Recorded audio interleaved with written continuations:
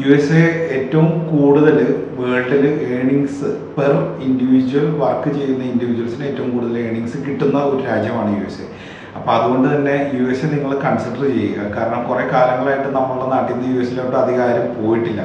അപ്പോൾ അതുകൊണ്ട് തന്നെ US ഇപ്പോൾ റീസെൻ്റ്ലി ഇപ്പോൾ 2019 ആ സമയമൊക്കെ ആയപ്പോഴും UK ഓപ്പണായി അവിടെ ചെന്ന് ഒരുപാട് പേര് സെറ്റിലായി. ഇപ്പോൾ UK അധികം ആരും കൺസിഡർ ചെയ്യാനുള്ള കാരണം അവിടെ ഏകദേശം ഒരു സാച്ചുറേറ്റഡ് ആയിട്ടുള്ള കാര്യങ്ങൾ പോയിക്കൊണ്ടിരിക്കുകയാണ്.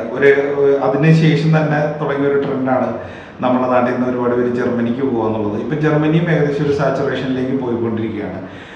ഓസ്ട്രേലിയ അവിടെ ഓപ്പർച്യൂണിറ്റീസ് ഉണ്ടെങ്കിൽ പോലും അവരിപ്പോൾ അധികം ആളുകളെ സ്റ്റുഡൻറ്റ് വിസയിൽ വരാൻ പ്രോത്സാഹിപ്പിക്കാത്ത ഒരു സാഹചര്യമാണ് നടക്കുന്നത്. പിന്നെ കാനഡയും നിങ്ങൾക്കറിയാം, കാനഡയിൽ ഇപ്പോൾ ഒരുപാട് റെസ്ട്രിക്ഷൻസും കാര്യങ്ങളൊക്കെ കാനഡയിൽ ഇപ്പോൾ നടക്കുന്നുണ്ട്. അപ്പോൾ അങ്ങനെയുള്ളൊരു സാഹചര്യത്തിൽ നിങ്ങൾക്ക് ഓസ്ട്രേലിയ പോലെ ഒരു